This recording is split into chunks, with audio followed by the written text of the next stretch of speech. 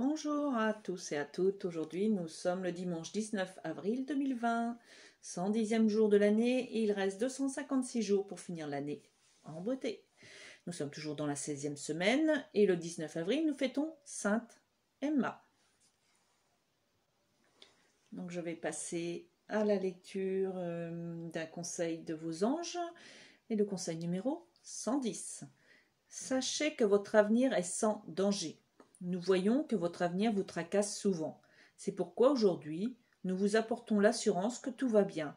Rien de ce qui va vous arriver n'est insurmontable. Nous vous tenons la main à chaque instant en avançant vers ce qui vous attend. Nous vous rappelons également d'envoyer des pensées uniquement positives vers le futur, car il est déterminé par vos sentiments actuels. Confiez-nous vos soucis et tracas pour vos lendemains et focalisez complètement sur la sérénité du moment. Votre présente tranquillité d'esprit est un investissement pour un avenir prometteur. En vous entourant de notre amour, nous pouvons aider à échanger vos pensées effrayantes contre celles qui mettent en joie et sécurisent. Mais pour vous relier vraiment à notre soutien, acceptez-le dans votre cœur. Pour cela, concentrez-vous sur votre respiration.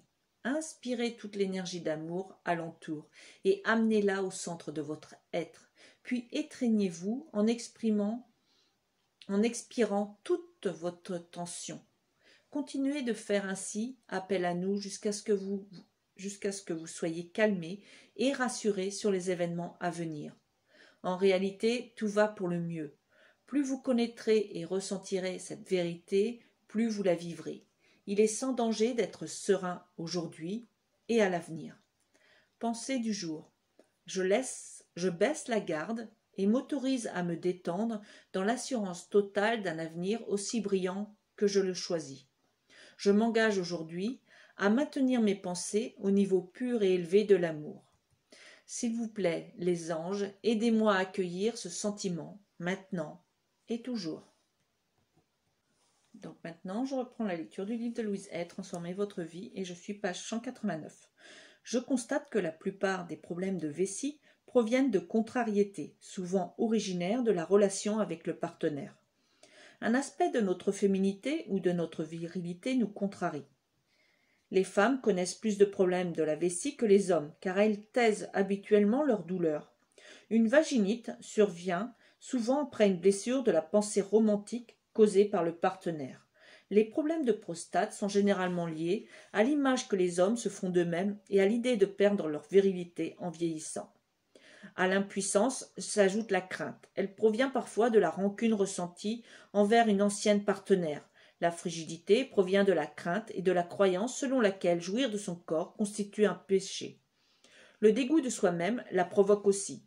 De plus, l'indifférence d'un partenaire risque de l'aggraver. Le syndrome prémenstruel, atteignant aujourd'hui des proportions endémiques, est dû en grande partie à la publicité. Les réclames véhiculent constamment l'idée négative que le corps de la femme doit être douché, poudré, recouvert de crème, afin de le rendre ne serait-ce qu'acceptable. Cela en même temps que la femme est censée se libérer. Ce phénomène contradictoire, combiné à une consommation de sucre souvent excessive, crée un champ favorable pour le syndrome prémenstruel. Toutes les fonctions féminines, y compris la menstruation et la ménopause, sont absolument naturelles et doivent s'accepter comme telles. Notre corps est magnifique, admirable et magique. Je suis persuadée que les maladies vénériennes proviennent presque toutes de la culpabilité ressentie face à la sexualité. Elles proviennent du sentiment, souvent inconscient, que nous exprimer sexuellement est un péché. Le porteur d'une maladie vénérienne la transmettra surtout à ceux de ses partenaires dont le mental et le système immunitaire sont déficients. Outre les maladies traditionnelles, une forte augmentation de l'herpès s'est manifestée. Cette maladie frappe à intervalles réguliers pour nous punir car nous le méritons.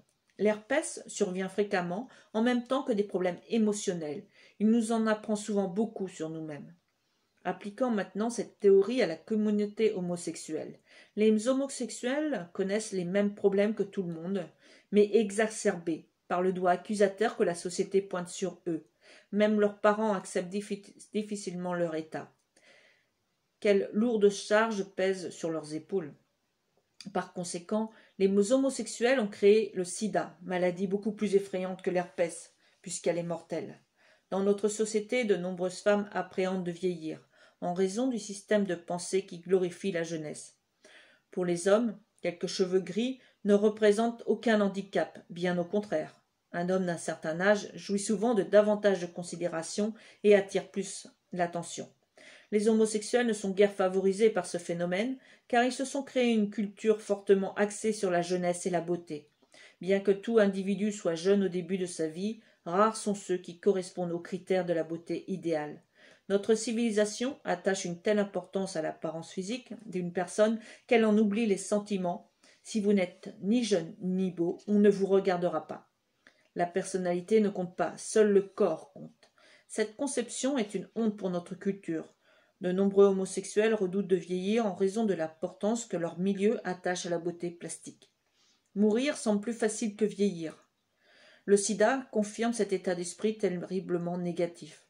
Trop d'homosexuels pensent qu'ils ne seront plus désirables une fois âgés. C'est pourquoi un grand nombre d'entre eux vivent de manière autodestructrice. Certaines conceptions et attitudes appartenant à la culture gay, sexualité débridée, jugement critique permanent, refus d'une véritable intimité, sont monstrueuses, et le sida est une maladie monstrueuse. Ce type de comportement ne créera qu'une profonde culpabilité. Loin de moi l'idée de provoquer ce sentiment chez qui que ce soit. Mais nous devons changer ce qui doit l'être, afin que tous puissent jouir du respect et du bonheur. Il y a 50 ans, les homosexuels se cachaient, ils craignaient beaucoup moins de s'affirmer à notre époque. Je regrette que leur style de vie engendre tant de souffrance chez beaucoup d'entre eux. Si le regard des hétérosexuels sur les homosexuels est souvent terriblement sévère, que penser de celui de certains homosexuels sur leurs semblables? Traditionnellement, les hommes ont toujours connu plus de partenaires que les femmes.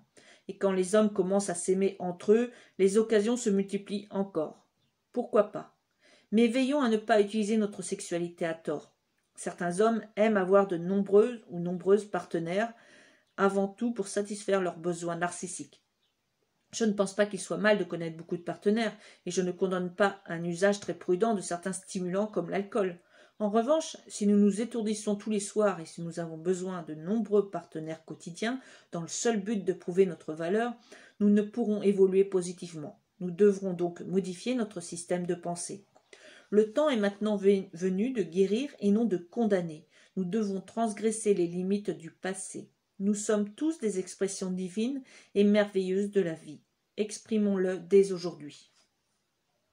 Fin de la lecture.